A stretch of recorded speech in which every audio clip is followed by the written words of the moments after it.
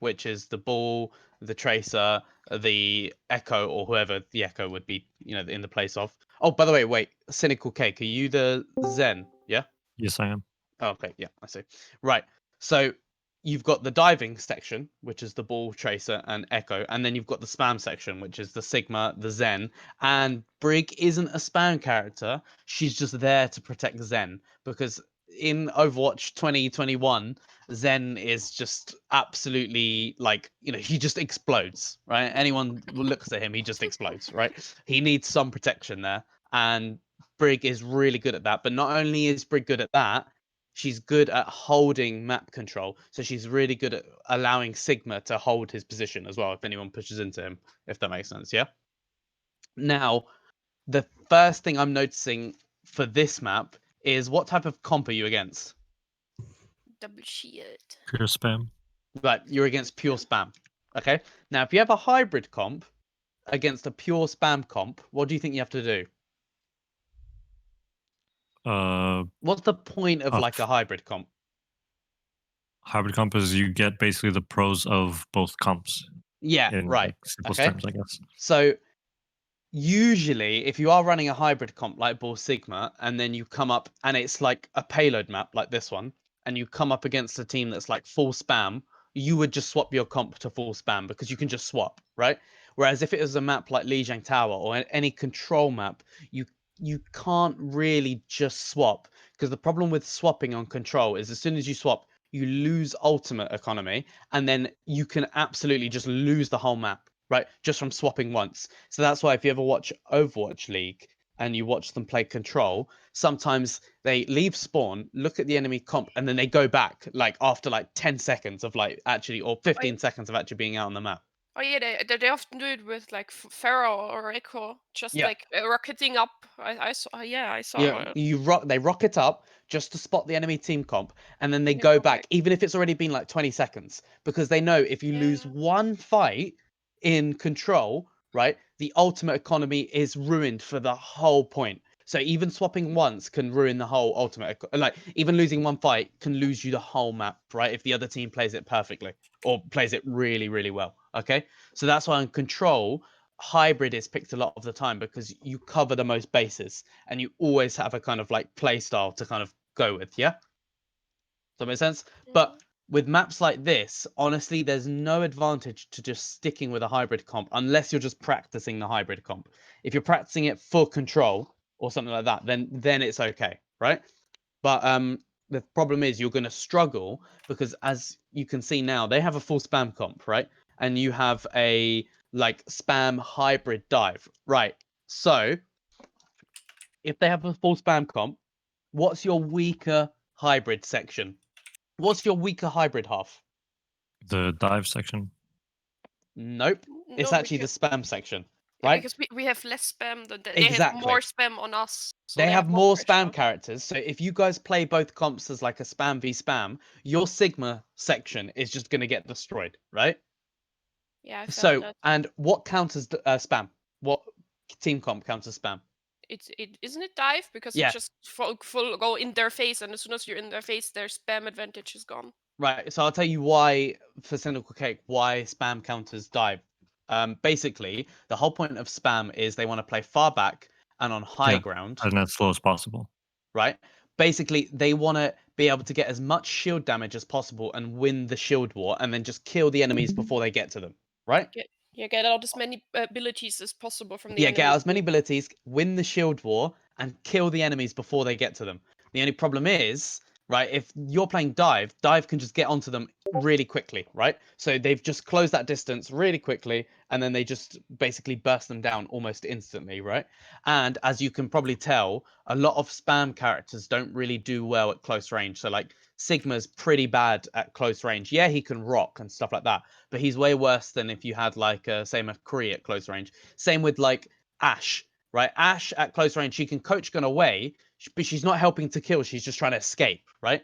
So a lot of like spam characters have like a way to kind of escape the close range, but they don't really fight well at close range. They can't really burst at that close range. Okay, does that make sense? Now, looking at their comp, what's the one character that isn't a spam character that you should be looking out for? I mean, I guess the Tracer. Exactly, right? Tracer. So the Tracer isn't a spam character, right? She's a dive character, she's a chaos character. And with Tracer being that, like, you know, the one character that they have that's kind of like off, that means she's going to be doing her own thing. She's going to be there to scout, she's going to be there to cause a distraction. So she's kind of like a target that you guys can focus before you're like actually shooting the big group, right? So you need to like force her out, shoot her, put pressure on her before you're actually going in, if that makes sense, right? Definitely look out for her because she's there to do that scouting. She's there to do the distraction. She's not there to win the spam war. That makes sense, yeah? And maybe the enemy team is bad and they don't know properly, or maybe this is like a next level pick. I don't see that often, right? It's kind of a weird pick. Oops. It's kind of a weird pick for me, okay? Like to see. That makes sense. Anyway, so let's watch from your guys' perspective. So actually, now that we've gone through how this comp kind of functions, right? How do you think you guys are meant to play this spam comp against a full spam comp? How do you think you guys are meant to do that? But we can have to play it slower and wait for our Well- dive to set up. Exactly, right? Yeah, does that make sense, Cake? Yeah, it was pretty much what I was going to say. Yeah, perfect. Right? So play slower and wait for your dive to go in, and that's when you push in, right? So pretty much how, like, you know, the Tracer would play in dive, or pretty much how, like, you know, a lot of characters will play. You waiting for the dive to set up and then you push out, right? Or that's the one method. Now, what I went through with like another session was there's always multiple methods or multiple playstyles that you can play or you can do, right? So the first playstyle is kind of like your proactive playstyle, what you kind of want to do a lot of the time, which is, as I said, wait for the enemy team or wait for your team to dive in and then you push out and kind of cause that distraction. So like the dive is causing chaos and then you get like a good off angle or you win against the other Sigma group. If that makes sense, yeah? But this isn't always the right play. Sometimes it's better for you guys to actually just walk out, cause a distraction so that your dive can kind of get through and get a better position. Does that make sense? Right, so you're just in the middle there. You peek out immediately and you cause a distraction, okay? You don't die, so you always do it next to like a corner or next to the payload or some cover, right? So that if you do get like started, you know, if they get your shield low, you can take cover. But does that make sense about causing a distraction? Push out immediately, cause that distraction to allow your divers to get a better position to set up. Yeah? Yes. Yeah. That kind of makes sense? But you wouldn't want to do this against the full dive team. And if you were to do this, then you always need cover. But you should always have cover if you're distracting anyway. So that if, you know, something, you know, if you're standing here for too long, you can go back behind cover, charge your shield back up, go back out. Yeah? So always have cover next to you ready. And the payload can be that moving cover that you guys need, right? But anyway, those are your two options. So what was option one again? Wait for the dive to set up. Wait for the dive to set up and push out after they start to dive in. And what was option two? Create a distraction to make space for the dive. Yeah, so distraction. Okay, so create that distraction, make space for the dive to set up. Doesn't have to be to make space for the dive, or can be just for the dive to set up. Can be to make space for the dive as well. Okay, now what I told you, the other guys in the team, like Ed and stuff like that, is there's never only two options, right? What would a third option be? Actually, I might not have gone through this, but there's never only two options to any question. And this can apply to like real life or anything like that. There's never only two options. What could the third option be? Try and combine the two or try and do neither. What do you guys think? Can you come up with like an option, like on the go, as if it was like an actual game? I mean, it's probably combined too, so we don't really wait for the dive to set up because the ball could have the possibility to immediately go for the Sigma here, so we can just one team pushes immediately from the front while the other immediately pushes up, like dives them. So we Kind of, yeah. So what I was gonna say is instead of, you know, like waiting or causing a distraction, why not to cause a chase, right? Or cause chase is a bad word. It's more like a reposition, right? What do you think I mean by that? So what about this? we You just try guys to instead of poke damage. so that's more poke. So that's more of a distraction because you're going to be poking in the distraction like that. Why not force a reposition? So what you do is you come out here, right? You notice that the enemy team is up there, one of the groups, yeah? Oh, I do, is it? Wait, I'll wait for him to unmute. He's in a what do you call it? So he won't be able to actually hear, but he'll be watching. Oh, So, because yeah. he's at school, isn't he? Yeah. Yeah, let him focus on school. But anyway, so reposition might be your third option, okay? And that might mean this means force a reposition, by the way. This kind of means reposition yourself as well. Why not go under here and go under here yourself and force these guys to move position, right? Waste their time. Because what you can do is you can go under and then come back out. Does that make sense? Yeah. Right? Do you see what I mean? How it's like this is a third option that you can do where you're forcing these guys to move position, maybe because your divers are getting shot too much by these guys, or maybe because you just want to waste their time. Do you see what I mean? Right? Mhm. Does that seem like a option to you that you've maybe done before or you've seen before? But is it like we only fake that we go under, or do we really go You under? can do shoot? both. Because Okay. if you really go under, right, let's watch this. Let's look at where they would go. No, I think right? we don't go under. We just spam them from the front. I think. What do you mean? Like here, if we. Oh, I thought you would be playing. Sorry. No. So, right, what I'm trying to say is that we're doing option 3. What if you guys hug the wall so you don't get shot by these guys? You go under and then you just start fighting from here, right? It's not a place you want to hold 24/7, right? But what will happen is these guys will realize they're not doing anything because they're not shooting anyone, and these guys might move position to like here, right? Once they're here, you guys can just come back out, right, from under. Or you can stay under there and continue with the distraction under there, right? Because this like underneath place here, you can always go back for cover and then come back out, right? I mean, What I'm trying to say is going in and out of this position here is way quicker than the enemies that have to go all the way back here and then all the way back. Does that make sense? So you can make the change in position way quicker. Does that make sense? Right? And what does that achieve, do you think? We make space like this. Right, you're wasting the other spammers' time and you're forcing them to move without doing anything. Does that make sense? Yes. This is just an option that you guys have, right? And sometimes, right, waiting and causing a distraction, sometimes these won't work. And as I always say to people, there's never only 2 options. There's never only 2 options of something to do. There's always a third and maybe sometimes a fourth option of something you can do if the first 2 don't work or you've tried the first 2 and they don't work. Does that make sense? So even as the Sigma player, what do you think about that? It makes sense. Does it make sense as an option to try if the first 2 either don't work or there's no potential, thing to do, right? Yeah, I mean it's always kind of that you have to react on what the enemy is doing. Yeah. If you see like they do not play into your reposition thing, the 2 people up there just stay there because they know the other spam. They can just hold it, and they just keep spamming on the front. Who knows? Then maybe it's time to try something different or so. Yeah, but also as well with this reposition play, if they just stay up here and you reposition, you could push up even further if they just stay here. See what I mean? And you could go and kill this group with the dive. Like, do you see? And then you can take out half of the team first. Then at this point, these guys would drop down or these guys would reposition, right? So you're always either ready to, take out half of the team. And if you want as well, this is a cool thing that I like to do, right? If you're worried, what are you worried? What's an option with doing this play? There's something that doesn't move or doesn't. Yeah, we're not getting any point progress. Right, exactly. But if you guys do this play where you go under and force this reposition on them, once 2 of you push out, maybe the Sigma Zen or something like that, why not keep the brig under here and then have the brig sneak back and then start to push the payload? And also when the brig goes back, she can actually tell you if these guys have moved or if these guys are still there. Does that make sense?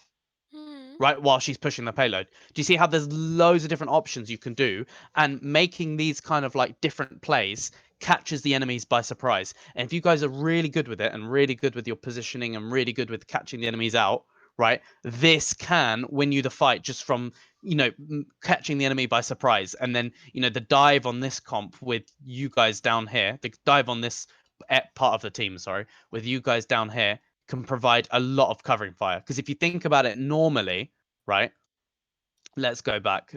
If you think about it normally, if you guys are waiting for a dive, right, and you guys are waiting on the payload, you're waiting for the dive, who are your team going to be diving, most likely? Normally they would dive the back, and we don't have a view there. But most likely Exactly. Do you see what I mean?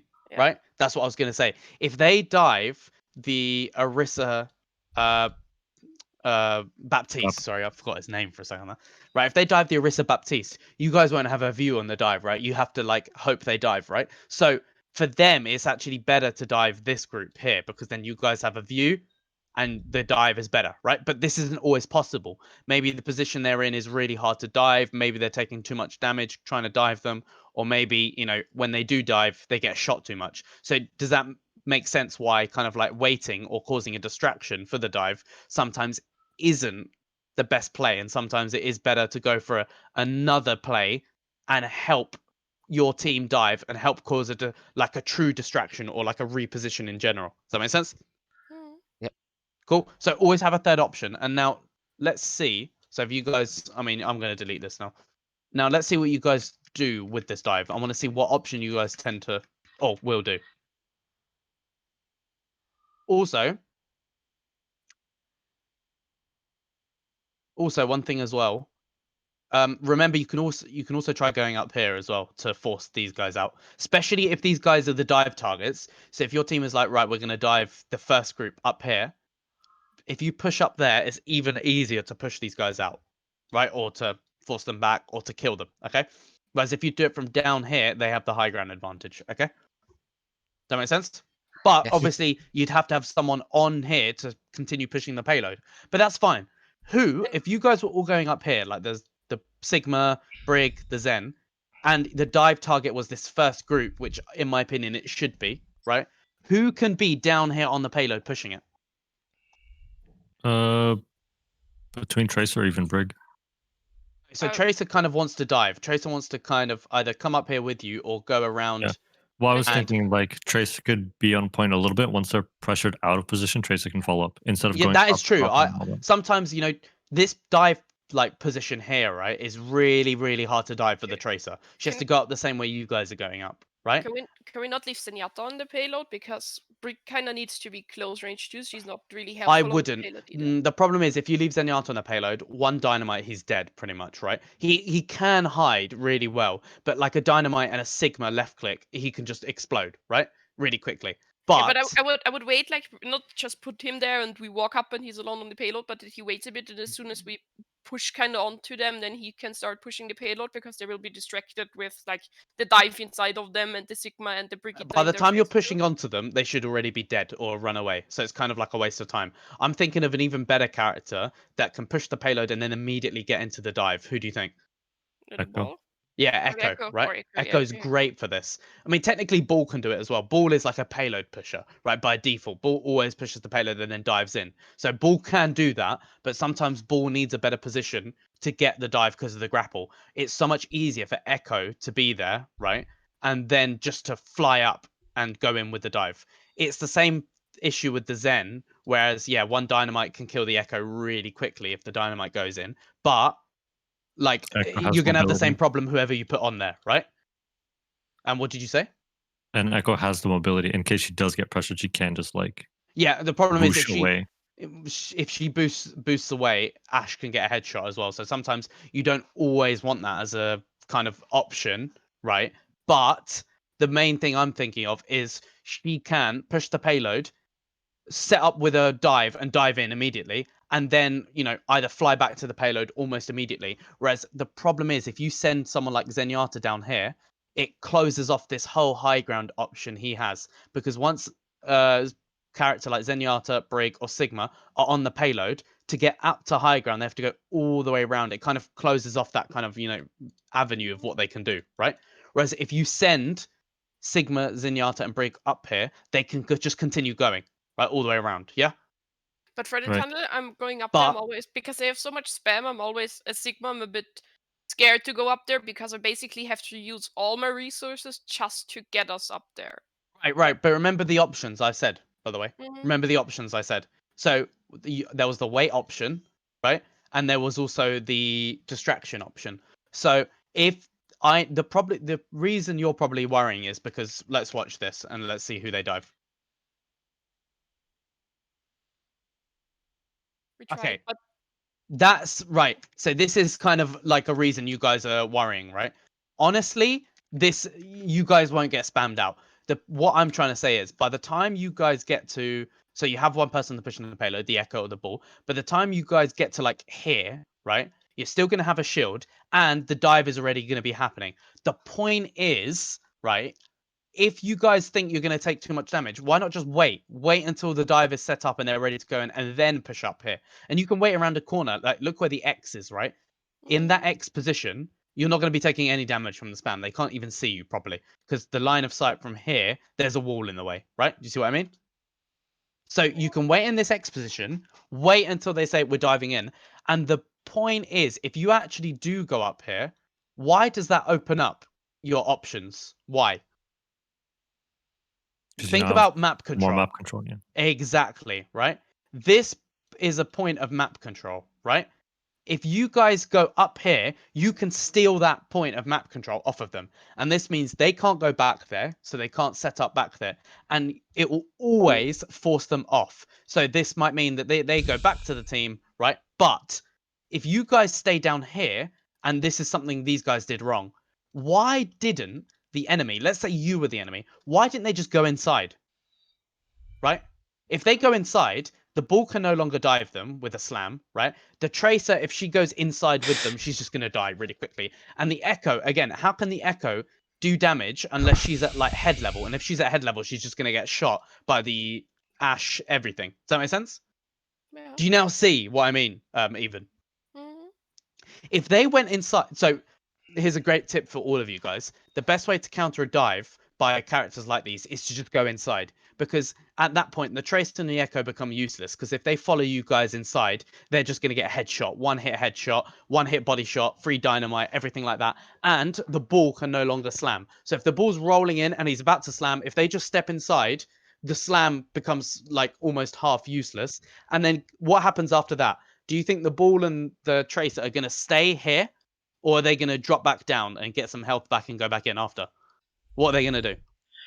They'll be forced out. Yeah, they're going to be forced out, obviously, by everyone on the team. And then once they're forced out, what can the Sigma do from inside? They can just push back out and take this part of the map again. See what I mean? That is how they should play. That's how a good team would play, right? They would just go inside for a bit, and then they would come back out, right?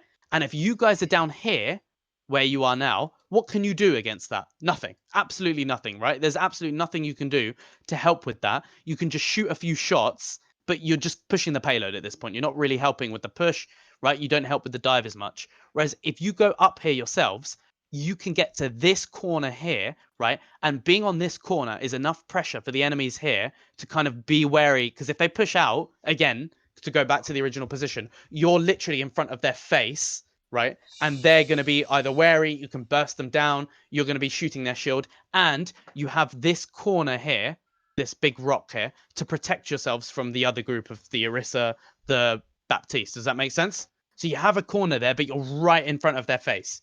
Does that make sense? So basically, the point is, you're now right in this position. This corner is protecting you from this group, but the enemies are inside here, and if they push out, you're right in front of their face, and then another dive can come in, and at this point, because you're so close to them, if another dive does come out, you guys just instantly kill them. Does that make sense? Yep. So basically, even for you, you need to remember every position you're holding needs to be next to a corner, or you need to have a corner or some cover ready. And if there isn't a corner, that means you're making a rotation. That means you're going somewhere. And while the rotation is happening, you need some distraction from your ball, right? Or you need basically shield and all your resources up ready to make that rotation. Okay? So if you are coming up this way, right, that rotation, you have no cover when the enemies are still here, right? So get a distraction from your ball, use all your resources to get, or you don't really need all your resources if you have the distraction, right? It's better to get the distraction to get the dive coming in, because when the dive comes in, that's your time to kind of rotate, make that movement, okay? Right, so this is just one option, right? And in my opinion, if the enemies are good and they go inside, this is the stronger option. But let's say you start doing this and then the enemies do this. They just drop back down and go onto the thing. What can you do now? I We're mean, gonna continue on that high ground and then off angle and dive You them could again. continue on the high ground and go and take this off angle, which is you're destroying them with map control at this point. What would you want to do even? definitely not stay there because I'm gonna lose the spam war.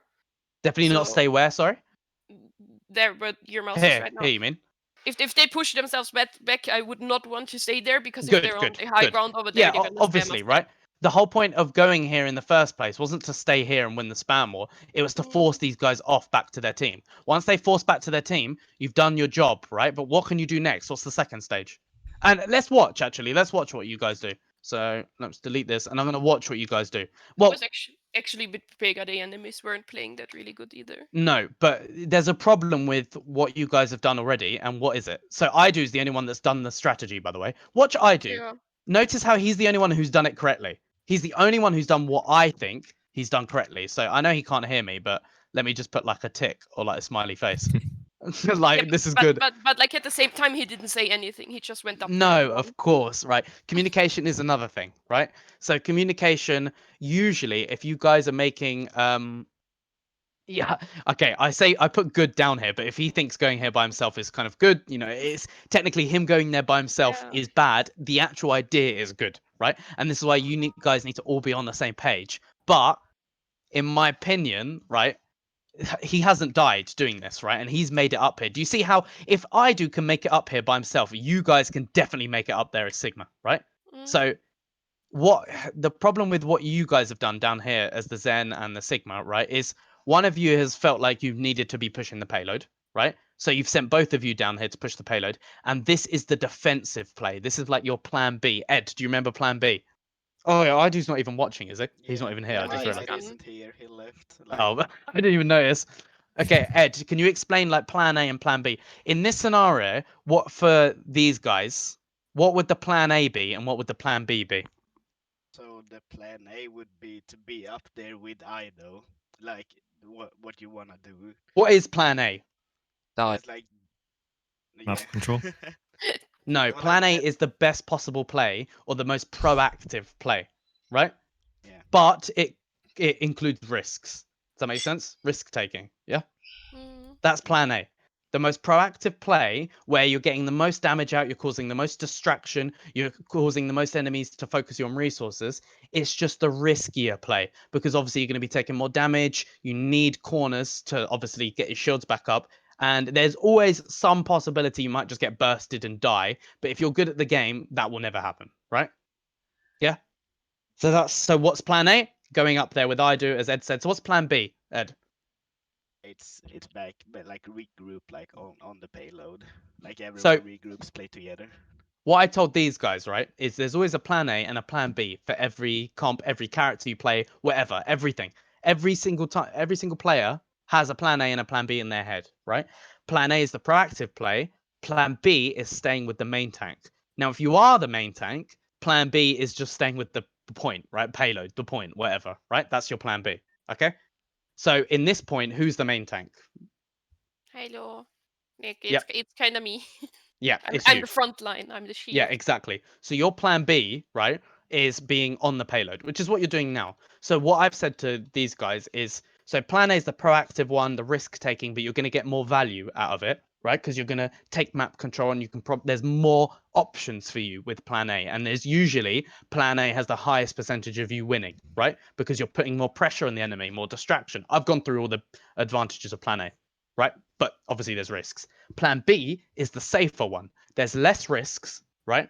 But you're not being proactive. You're just kind of a payload pusher in this point, right? It's not a bad plan. Both plans are good plans to do, right? Both plans can work, right? And both plans can be good. Plan B is the more safer plan, and this plan will still win you the map if you play it correctly, but it's less proactive, and you're kind of just down here being like a spammer. You're not doing the proactive going around taking these big risks, causing a distraction. So you're less likely to win from your own gameplay. You're kind of relying on your team to execute it properly more. Okay? But if it works, how can it be wrong? Because No, if but you just I get what you mean. right, basically, if it works, okay, it's not always going to work, right? If it works, how can it be wrong? You could say that, right? But you could also say, like, you know, playing the safest thing ever is always going to work, maybe, right? In some scenarios, it's not going to work, right? In some scenarios, the team will realize what you're doing and then they'll just learn how to counter it, right? You need to learn how to be aggressive and make more proactive plays. Because if you come against, okay, here's a really, really good example that explains why doing this sort of play style is bad. If you come up against a team who's mechanically slightly better, right? This play style will lose you the game, because if you are just playing defensive and the enemy team play defensive, right? What's the disadvantage of playing a defensive, more passive play style?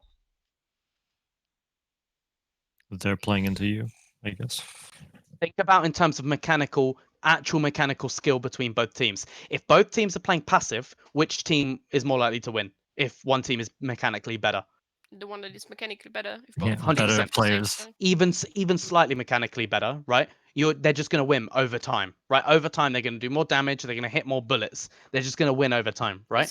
This is basically what double shield is. It is the kind of the safe option to play, like when double shield was the meta, and both teams would play double shield because it's the safe option, and the one that is just mechanically slightly better would win the fight a bit. No. I So feel like that's there's in my elo at least how double shield is. right. It's the safe pick.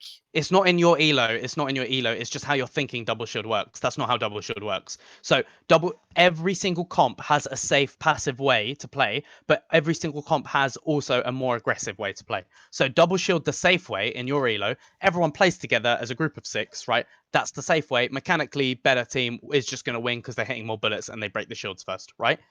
There's another way to play double shield. You take the 3-3 split and you hold that 3-3 split. So you have 3 people here, you have 3 people here, as I said. The 3 people here wait until the payload gets to about here. They can push out there. Then they're dealing damage from behind while this team is dealing damage from in front, right? And they hold their ground here in this separate way. And this is the aggressive play because they're taking flank angles. It's riskier, obviously, because they're taking flank angles. They're away from their team. But it's more likely to win because you've got this off angle. And if they're hitting bullets in the back of the head of the other team, they're just going to kill them quicker. The other team's going to get like distracted. This is going to cause chaos. They're going to panic this team down here as the 6, and this team will fall apart and just die, right? So in this position, notice, right? So what I've just explained to you is how the team of 6 here is losing to a team of 3-3. The team of 3-3 is still playing double shield, but they're playing the aggressive version where they have like kind of a flanking double shield, right? Against the passive version where all 6 are kind of playing together.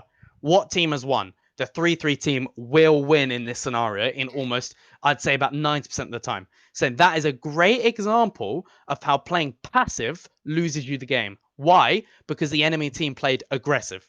So this is what you need to learn, right? This is what you need to learn.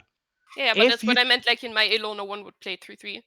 It would always be 6-6. But we're not talking about elos. We're talking about scrims, and this is kind of like in scrims, any good team, in right, scrims, it's is going to try the 3-3. But I just thought about like how double shield is played in competitive in my elo. Right. That's what it reminded me of. Yeah. Oh, okay. Fine. But yeah. Also, by the way, in competitive, usually you're going to be playing by yourself. So competitive is nothing to do with how a team plays. It's just down to your own mechanical skill. That's how you win competitive, pretty much, right? Play your Sigma really well, you will climb individually. The other team, your teammates could all be just spinning around in circles, pretty much. If you're popping off a Sigma, you can still win, right? From own mechanical skill.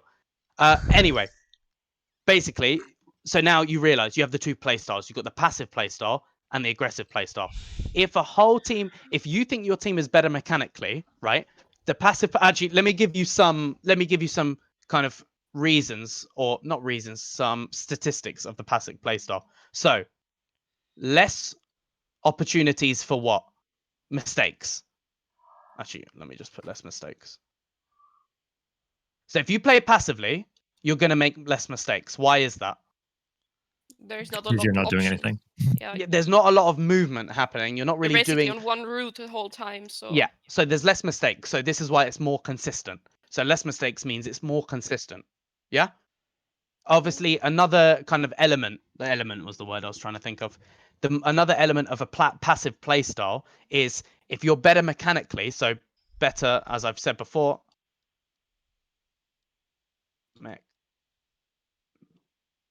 right? So the better mechanical players will win, right? If they're coming up against another passive. So if you're playing against like a bad team or a team that you don't think is really good, right?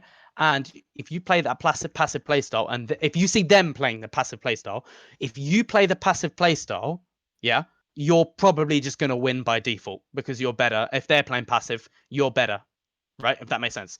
And whereas with the aggressive playstyle, so let me delete all this quickly. With the aggressive playstyle, more movement, so more prone to mistakes, right? So there can be more mistakes. But we also get advantage from their mistakes if we play aggressive. Right.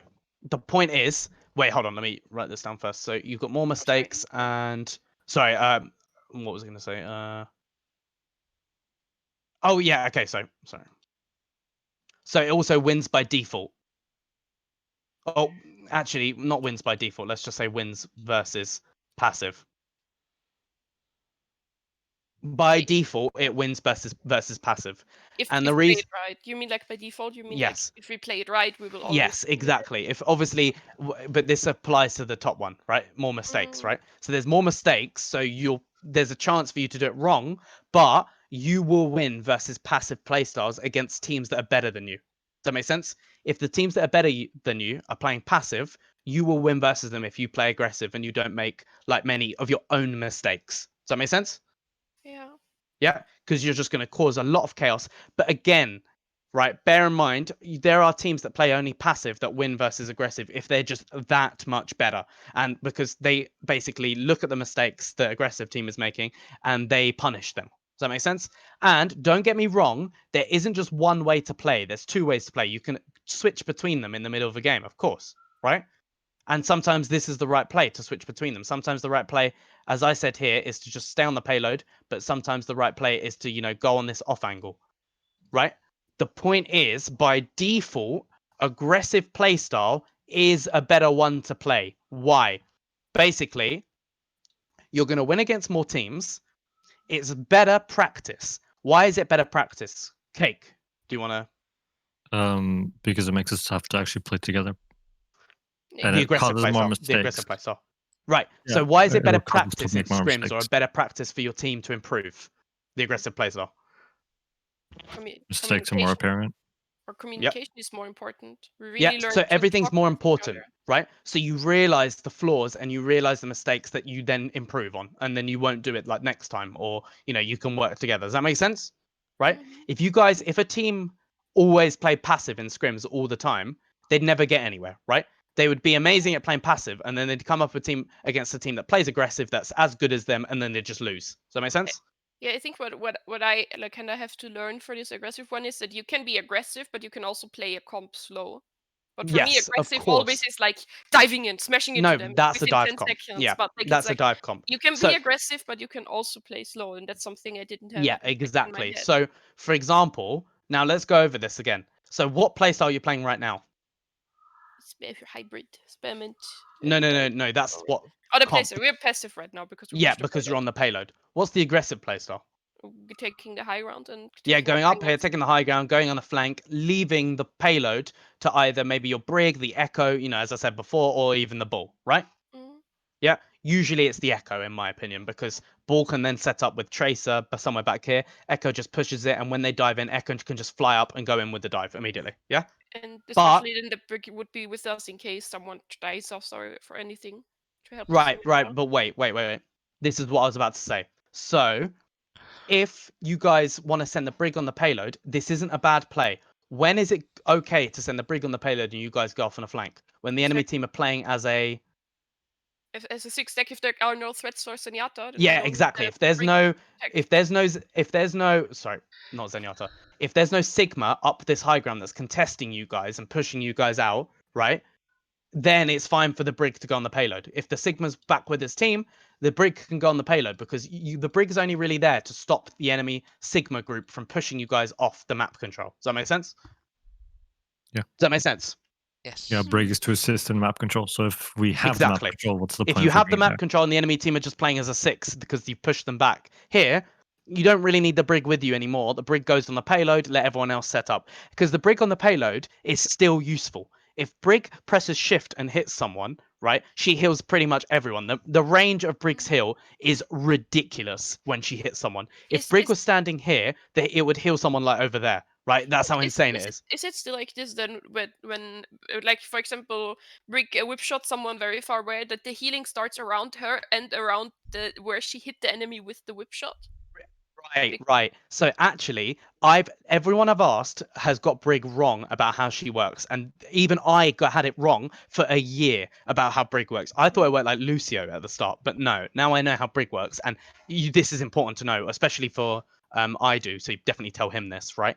Basically, how Brig works is, as soon as she hits someone with her either shift or just her swing, what happens is it causes the game to start basically a loop, or not a loop, start basically a function in the code where it does a scan around her, right?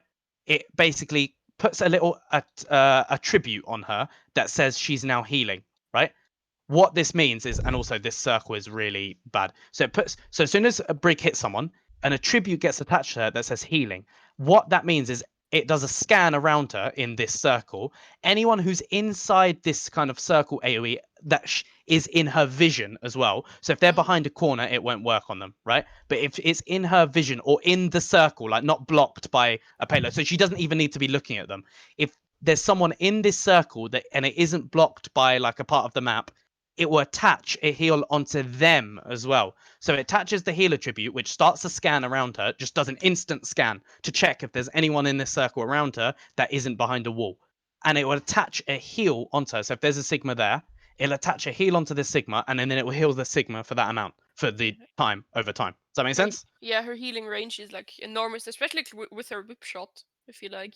Yeah, but when she whips someone, the scan always starts on her, and the circle that checks for teammates around her that are gonna need to be healed or to attach the healing to always starts around her, not the enemy she's whipped. Not the enemy she's whipped. It's around her. Yeah. But, Does that make sense? Yes. Yeah, I just learned that it also kind of like follows her whip shot too, a bit. What do you mean? What do you mean? I don't know. What we learned is that if she whip shots an enemy farther away, the healing also reaches the point of where she whip shot. That's honestly interesting. I wouldn't even know that. Maybe that is true. I right? don't know. I heard it like it was a longer time ago. It was like in It's April. the reason I why think, it's so when I tough heard it. to kind of like realize this or to kind of figure it out is because of how long her healing range actually is. If you have another circle here, the circles are so massive and overlap that it's like it's really hard to actually tell. Obviously, the telling would be put someone there, right? In case if you want to ask Essen or something, I think it was Elo who told me it. We can ask him too. Who? Elo, our other coach, like Elo. Oh, okay, that's a good point because I don't actually know the case for that. I just know that basically, as soon as she hits someone, it starts to scan around her, finds teammates that are in vision that are in this circle, right? And then it attaches a heal onto them, right? But remember, if someone's outside of this circle, she's hit someone. If they come back in the circle, will it heal them? No. No, it doesn't. No. It attaches the heal onto them the moment she's hit someone with the flail. Literally, the millisecond she hits someone with the flail, it attaches the heal onto your teammates, and it keeps on the teammates. Now, if this teammate now goes out of the circle, will it still heal them? Yes. Yeah, yes, because it attaches the heal onto them. Yeah. This is what I got confused by, because when I was saying with Lucio, right? Yeah, I also thought that she worked like this, that just her Inspire is up, and as soon as you go inside the Inspire because range, it would she make will sense get because it healed. was similar to Lucio, right? Yeah. And obviously Brig was added after Lucio, and this is what I thought when she was first added, right? That like it would work like Lucio. Doesn't work like that. It attaches a heal onto them, and they can go wherever they want, and they'll still get healed. It's not the same with her ult, is it? Like with her ult, you can. No. Or is it the same Yeah, with the exactly. No. Well, with the ult, it's like the Lucio one. You have to be near her, and you can go back in to get the armor, right? So her ult is like the Lucio one, but the ult is a bit different. The ult is like Lucio, and the Inspire is like this, where it attaches a heal onto you in this massive circle, and then it starts healing you. The point is, the reason I brought this up, right? And you should definitely, or I do, needs to kind of know this if he doesn't already. He probably does already, right? The point is, if you're on the payload as Brig, you can still help your team massively just by hitting a shift and hitting one person. You're now attaching a heal onto your whole team around, or the divers, and helping them with the dive. Does that make sense? Yeah. And another thing Brig can do as well is when the payload gets to about here, if she stands on top of here, she can shield bash onto this high ground, right? And then help with the dive, and then come back onto the payload after. Does that make sense? Yep. It's the brig. Right, so think- this is- Brig needs to know how to do shield bash jumps, and I mean this is a lesson for like I do if he wants to, right? But yeah, Brig on the payload can still help a lot with pushes. This is why I said if there's no Sigma here contesting you guys, just send Brig on the payload, because you don't need her to contest the map control anymore, right? Because the enemy have gone all the way back to the original map. Yeah? Does that Yep. make sense? They've gone all the way back here. You don't need her to help you contest this map control anymore. So just send her on the payload. If you still need her there, send Echo on the put Echo on the payload, and Echo can then help with the dive at any point, right? Does that make sense? Yes. Cool. Yes. So now do you understand the difference between the aggressive and the passive? Now let's watch this, right? Let's watch how you guys. So this is obviously a passive playstyle, right? Mm. Let's watch how you guys execute this. So, what's the first thing you guys have done? You've pushed them off this original high ground, which is great. And you did this without going up this high ground. But what does this now mean? Obviously, you now can't make use of this high ground yourself, make use of this flank. You're just on the payload. And that's not a bad thing. That's okay. As I said, this is the more of the passive playstyle, and there's nothing wrong with that, right? Now, before I start, what do you guys think you should do here? Also, notice, by the way, who's on the payload that I said would be on the payload? Echo. Exactly, right? Echoes do this by default. This is why you don't need to be on the payload. Yeah, obviously, you could say, oh, it pushes the payload faster.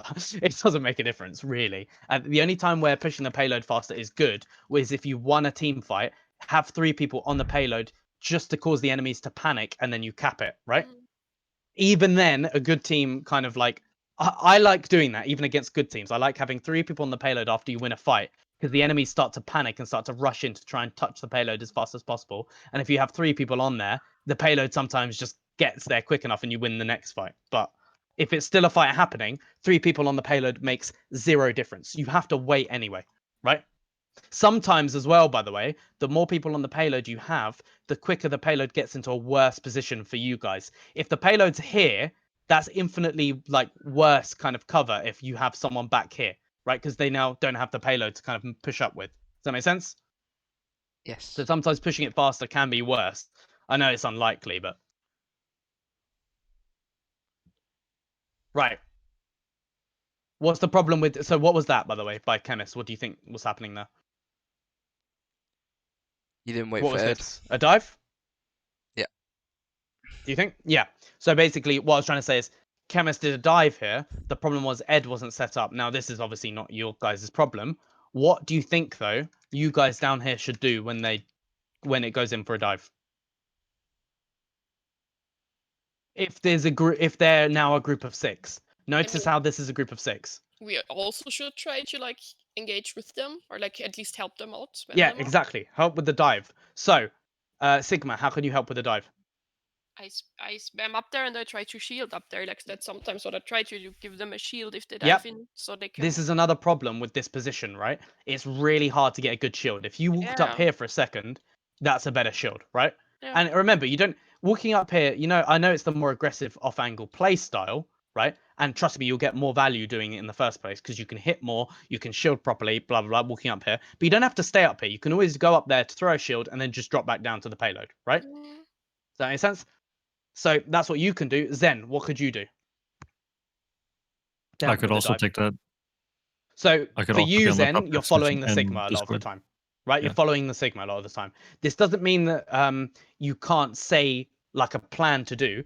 If you, Cake, say to your Sigma, like, even can we push up the stairs, like, or push up to the left a sec, or something like that, that's fine, right? You can also make positioning plans, but Even is the one that kind of makes the final decision, right? Okay, but no, but we learned this is like where now the coaching is interfering with each other. Okay, yeah. because We are Tell me what he learning said. from Elo. That's also how when I got my solo, because Elo is like the Sigma player for his team. When Yep. he coaches me, he tells me that I follow Zenyatta because Zenyatta knows his sidelines the best. Yeah, I do agree with that. And Yeah, so, I do agree with so that. it should be like Cake telling me where to go. This is what I've been like. What we Yeah, tried to I do agree with that. So the reason I kind of said you make the final decision is because if you just stay on the payload and Cake says something and you're staying on the payload, he's just going to die. Do you see what I mean? Oh, yeah, In the yeah, yeah. perfect scenario, yes, if Zen says let's go up here, yes, you should be listening to him and definitely doing it.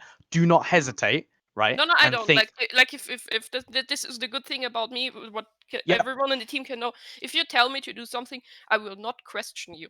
I will do okay, it. fine, right. So, Cake, what would you do in this scenario? That's a better Yeah, question. I was What would saying you I would want go to up do? top and Discord at least someone and just spam in their general Yep. direction. So basically, you'd walk up these stairs and take this angle, yeah, or this angle. Would you do that? Yeah. Or would you 100%. just go to here? Which place would you prefer? 1, 2, or 3? Or any works really, but I would it's probably not go really. with 2 because I have Yep, the Sigma I shot like and then 2. that Why rock is 2 as well. better than 3 or 1? Why is 2 the best? There is a reason. Because the rock is right there that I can You use have as cover. cover if the Exactly. shield ever You goes need down. cover. Exactly.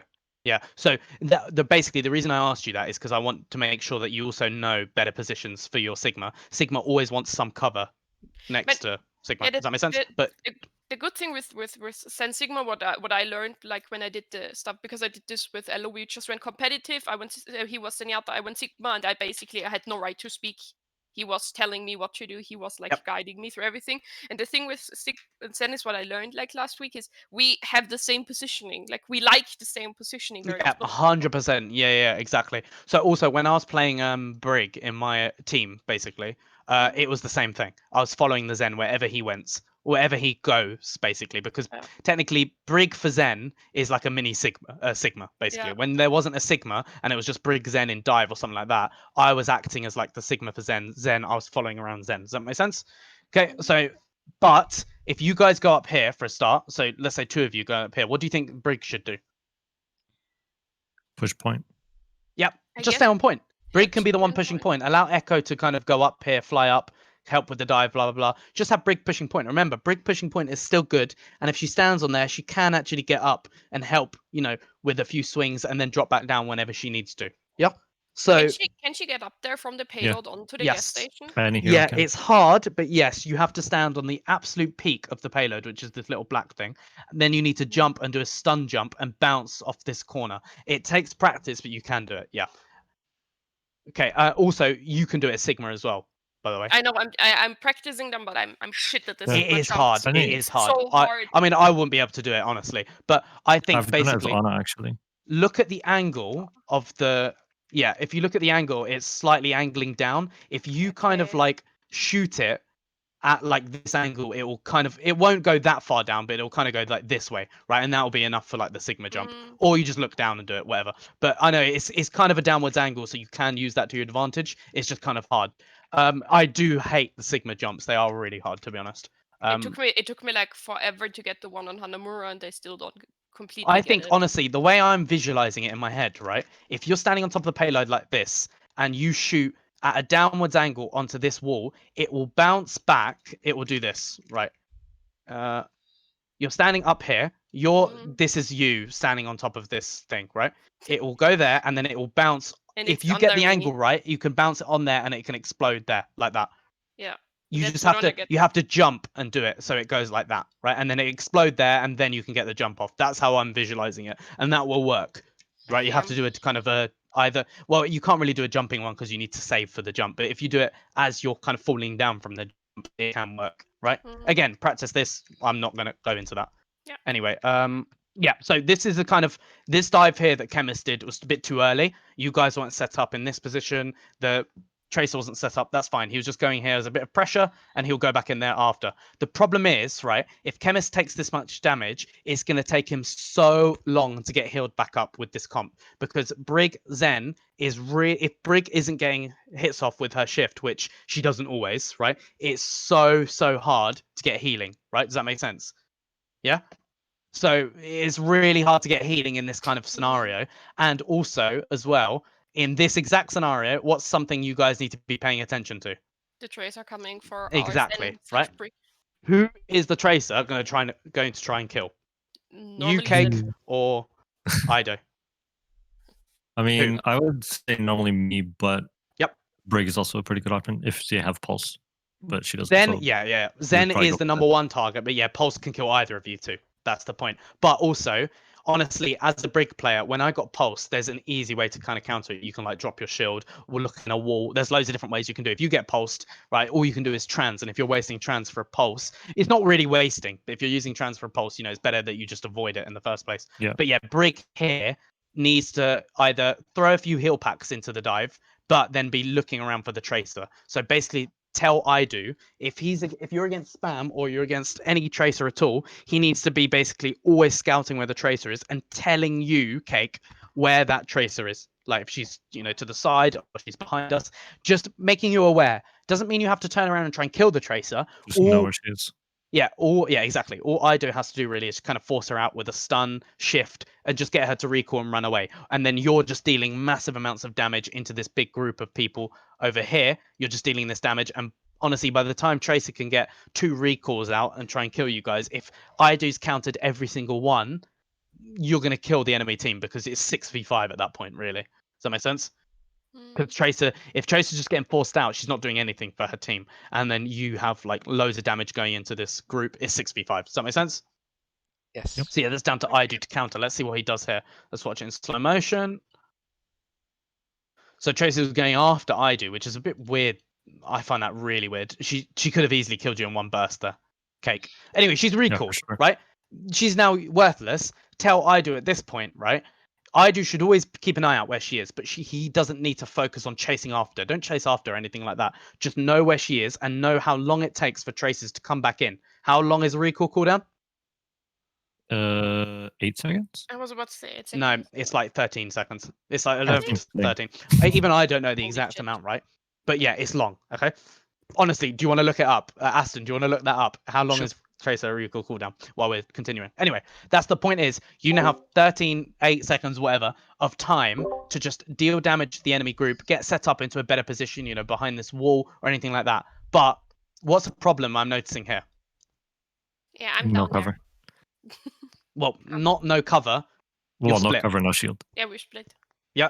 So definitely be on here, even with your Sigma and Zen, and yeah, rotate and get this position. You want to be making this movement without stopping. You're never stopping until you get to this position. Okay. Mhm. Anyway, let's see. Maybe you go. Oops.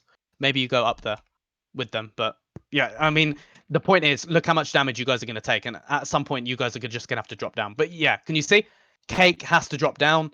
This is not what he really wants to do, right? He wants to be up here, take this amazing off angle, get help with this kind of thing, but even you weren't with him, right? So that is a problem for him. And I know maybe he dropped down because he was scared of the Tracer, but if Tracers use recall, there's nothing to be scared of. If she's recalled out, she should be scared of you guys, right? Idu can destroy Tracer if Tracer's ready to use recall, okay? 12 seconds. Does that make sense? Wait, hold on a second, guys. I'll Okay. give you extra time. It's probably the cat again. Not the cat. Well, so yeah, 12 seconds for Don't recall. worry, I'm That's back. a- Yeah. It's 12 seconds for recall, yeah. Right. What'd you say? I remember 12 seconds for recall. Okay, it was, yeah, I thought it was really long time, basically. So you have 12 seconds of doing whatever you want. Idu always keeps an eye on her, but he knows that, like, without recall, Tracer's not really going to be able to go in, right?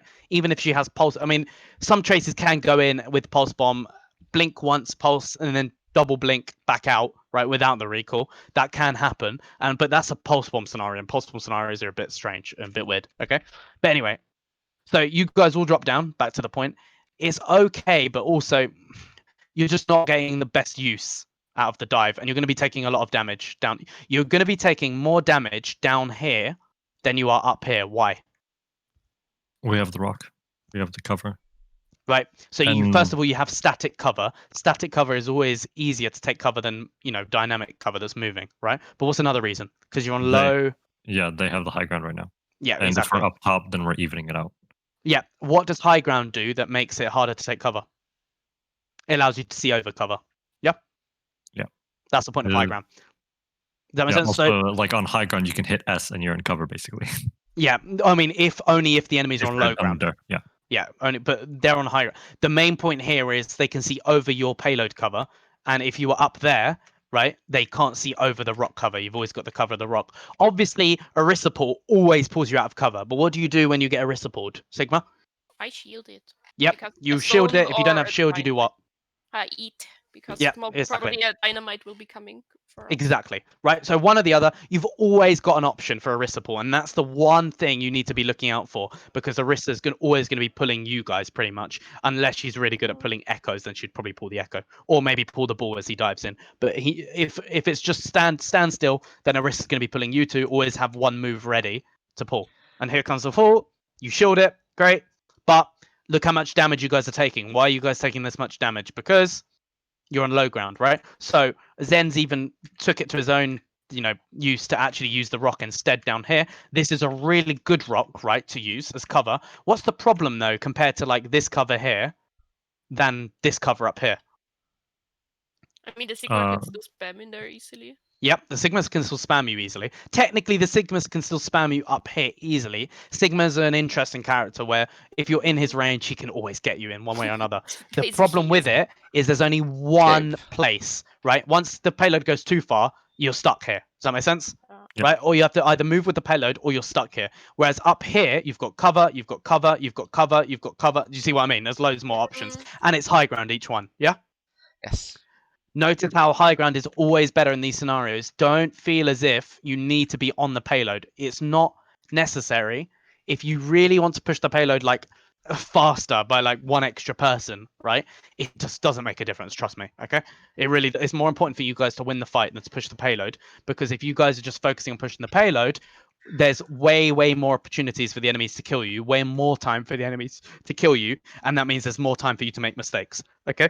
Whereas if you just kill them immediately, they're dead. There's no more, like, that's it. End of. Right? There's no mistakes, don't mean anything because the enemies are dead. Yep. Anyway, can you see here? You're just getting spammed out. Oh, by the way, Idu did the jump. Did you see him? Yeah, Yep. I saw him jumping Yeah. over there. Told you he can do that. He can do it. So there you go. He doesn't even need to practice that. And that means if he's on the payload, he can do that jump and help with the dive and then go back down at any point just to give the heal. Even, by the way, why, if he's on the payload here, this is for Idu mainly, if he jumps up here and while the dive is coming in, even hitting the enemies once and then going back to the payload is good enough because that attaches the heal onto your divers, which is what they need, right? It's better than nothing. Does that make sense? So that's a good thing for Idu for when he watches this. Anyway, I have no idea what the enemy bat was doing there. What even happened? Neither Let's do watch. I. Genuinely, I was so confused. I don't even when know where saw he him. was. Wait, what? He Where just was he? dropped He in dropped front to the of me. payload. Yeah, he dropped to the payload down. Look, he's he next was- to Oh, him. he's going after the tracer. Yeah, This yeah. is really weird. Questionable. And he dropped Yeah. down, This is... and yeah, we saw him, and then Well, what do you think this is? It's a mistake, right? This is a massive Yeah. mistake from the enemy team. And guess what? You guys obviously noticed, by the way, how easy it is to kill people's mistakes, to like counter their mistakes, or to actually, I can't remember the word, but do you see what I mean, right? How easy was that to actually just kill him from his mistake? Really easy. That's how easy it is for the enemies to basically commit on your mistakes. Does that make sense? Yep. I know that was a massive mistake, so it's really easy, but it's really easy to actually counter mistakes. And at this point, you guys win this, right? If Bat makes a mistake that big, the enemy team's healing has just dropped to like 0 massively. So, do you think that was your guys? Do you think that was more the enemy's mistake when you knew that guys winning you guys the fight, or was that your mistake? There's Or was that you guys playing No. well? no, it's no, a we mistake. didn't play well. We were kind of lucky that they fucked up.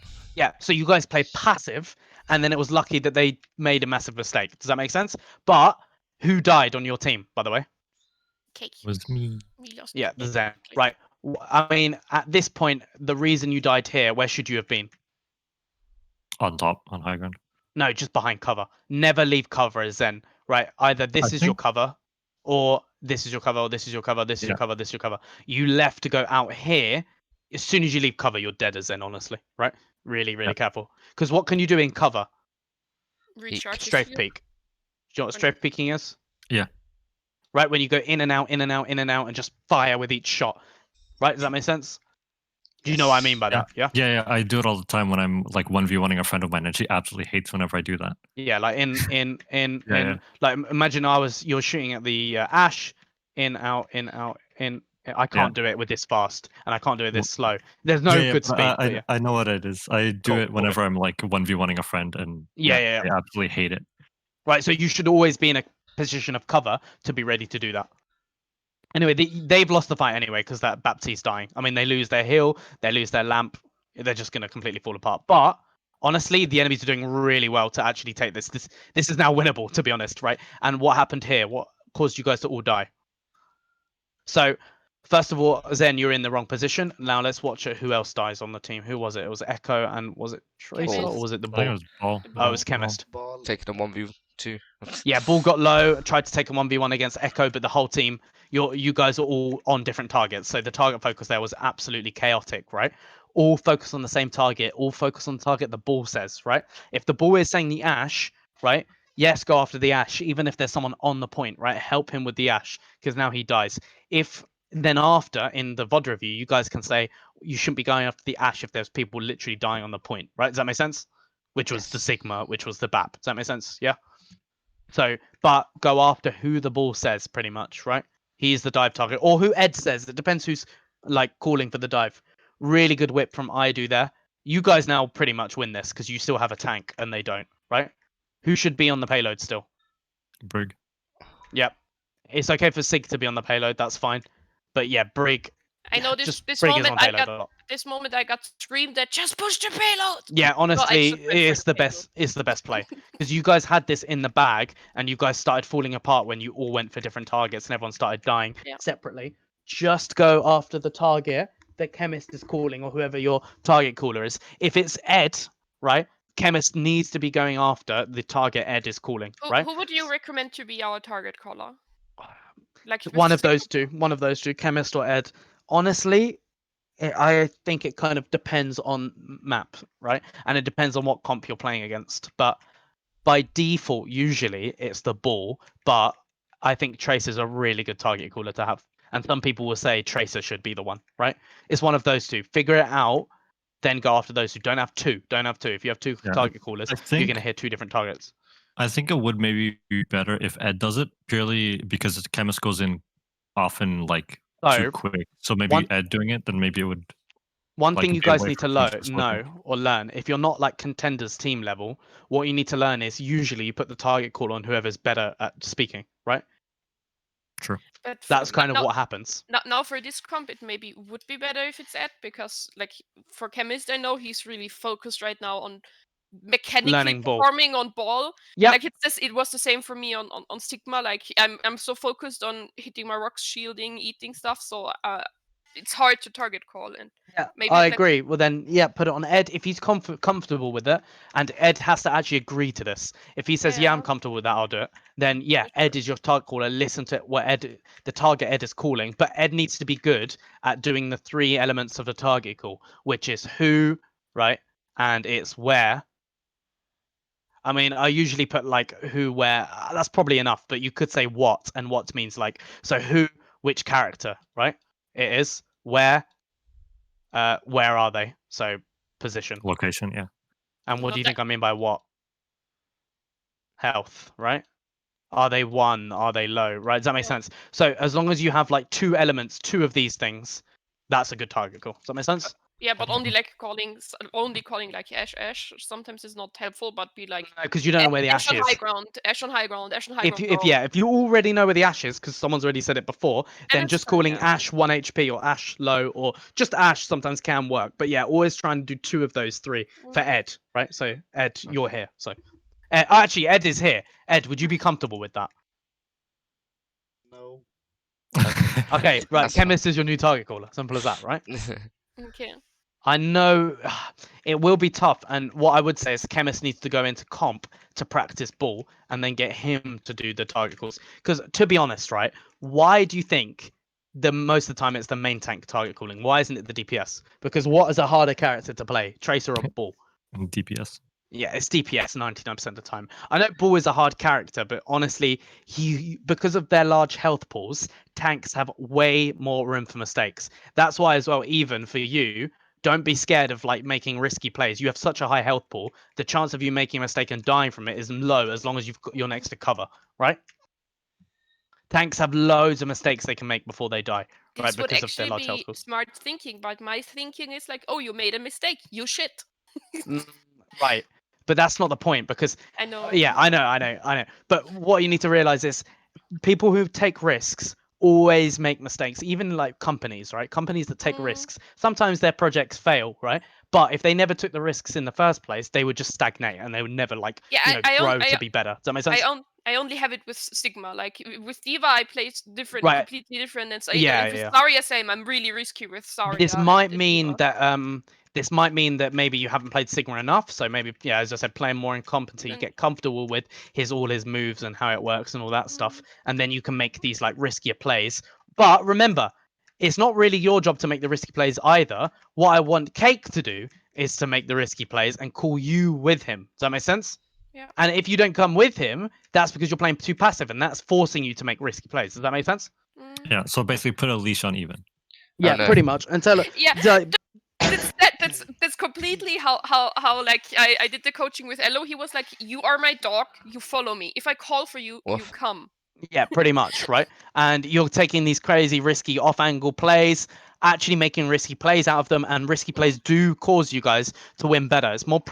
I've gone over all the reasons why aggressive plays are way Yeah. better, right? And you can probably watch that again. But yeah, I mean, Sorry. I already did it Yeah. like in Discord. Like I turned Cake way up. Like Cake for me is the loudest player in Discord. I turned that's everyone great. else down. So yeah, also you need to learn how to pay attention to two different separate voice channels in your head. So one of the voice channels would be Cake telling you where to go, and the other voice channel would be Mm. Chemist telling you who to target call, right? If Yeah. you guys can both speak simultaneously and everyone's paying attention to two separate voice channels in their head, that's how you get good, and that requires practice as well. Okay. Thank you very much. Right. So that's the first point, and yeah, obviously that's the most time we have for. I know I don't really get through many points in my sessions because there's so much to go over and to It's kind of cement normal. into your heads. I Yeah, feel like that's normal in coaching. You always get stuck on this one thing and then you just keep on. 100%. But I do that a lot with all my coaching, pretty much. I like to go over the one thing mostly until because what I see is if I just kind of skip through and go through a whole replay, you'll just end up making the same mistakes over and over and over again, and there's pointless just me repeating the same mistake in like a really simplified manner. I'd rather go in depth for a few mistakes at the start and make sure you get through those. Okay. Don't know what that is, but yeah. Any questions? Not from me. So before we end, do you three, even Ed, right? Do you three want to say at least like one thing that you're going to be focusing on that you really need to improve, that you kind of realize that you made a mistake from this lesson? If you can't think of one, that's fine. You just look over the replay. But Kate, what's one thing that you now have learned to do, or you learned that you're going to try and do? Definitely, I'll shot call Even, basically. Sorry, you're shot call even. I'll shot call Even, yeah. Yeah, tell her where to go, blah blah blah, all that stuff. All good. Ed, what about you? I know I haven't been through much of your stuff, Ed, but Yeah, maybe but you've learned. this wasn't my session either, so No, I just know. happened to be here. Well, I'm glad from that you're the- here. That's good. Yeah. That shows that you'll improve a lot. From just the VOD, I need to be faster in position sometimes. Yep, faster in positions. Yeah. Cool, fine. And what about you, Even? Be more risky. Yep. I'm Take- not well, squishy. More like leash yourself onto Zen. But yeah, Yeah, definitely that too, but take also be- riskier plays and even take initiative for those risky plays. So maybe suggest it to Cake. Say, Cake, why don't we go up high ground, right? Suggest to Cake the risky plays, because at the end of the day, if you suggest a risky play and you don't really want to do it because it's scary for you or whatever, right? Or you think it's risky and you don't want to die, Cake can just say no, right? So he's the one making the final decision. So you could say, "Oh, Cake, do you want to just go and run into their backline and troll?" Like if Cake says no, it's like, "Oh, fair enough. At least I suggested it." Does that make sense, right? So after the stream, I but- can just blame Cake for everything. Yep. But do you really That's think I not would really deny though. such an opportunity like that? No. Well, honestly, Cake, like I've seen teams that do stuff like that and just go for it. Like, who cares? that Like, at the end of the totally day, works it's a sometimes. scrim. I know it's stupid and sometimes it's wasting time, right? But these plays can work, right? Crazy plays like that are how kind of like, some teams just come out of nowhere and destroy everyone, right? Mm. I know it's mainly like one trick teams that do that. Yeah, but Because it's always unexpected. exactly, the unexpected plays work. And the thing is as well, what you guys need to realize is unexpected plays don't mean in a tournament suddenly come up with a new unexpected play and be like, they will never expect this. Yeah, the enemies won't expect it, but you guys haven't practiced it at all. If you're ever going to come up with an unexpected play, come up with it in the scrim. If it works, practice it at least twice, and then you can try these crazy plays in tournaments, right? So at least practice and come up with the unexpected play in the scrim. And then if it works, you can try and go in the tournament as long as you've practiced it once or twice. I'd say twice, right? Yeah. because the first time might just be a fluke. But if it's worked like 2 times in a row, you can be like, well, in a tournament, if it's worked 2 times in a row, it's probably going to work as well. It's so unexpected. We got 100% win rate on it. I mean, it can work. I've seen ridiculous plays work because people just don't expect it. Really good teams, right, have scrimmed so much they've honestly expected every single possible play under the sun. So it's like, there's no unexpected play to them. I mean, there still will be in some kind of like scenarios, right? Especially when new characters and new maps come out. There's everything's unexpected if there's a new map or a new character. So at that point, that's when you make like crazy unexpected plays, and it will work a lot of the times. Yeah. Okay. Yeah. But yeah, so right, I'm glad you guys learned something from that, and there's loads more to go over that in terms of like aggressive, passive play styles. And there are actually more things that I covered. Definitely go through the replay and just remember the small little kind of points that I went over. And there is one thing that I was going to mention for next session. I've forgotten it already. I literally remembered it like 1 minute ago. I was going to write it down, but I thought I wouldn't forget it. It's for like a thing you guys can do that will really help. Whatever. Pretend I never said anything. All right. Okay. All right. This Anyway. this is really baiting, so I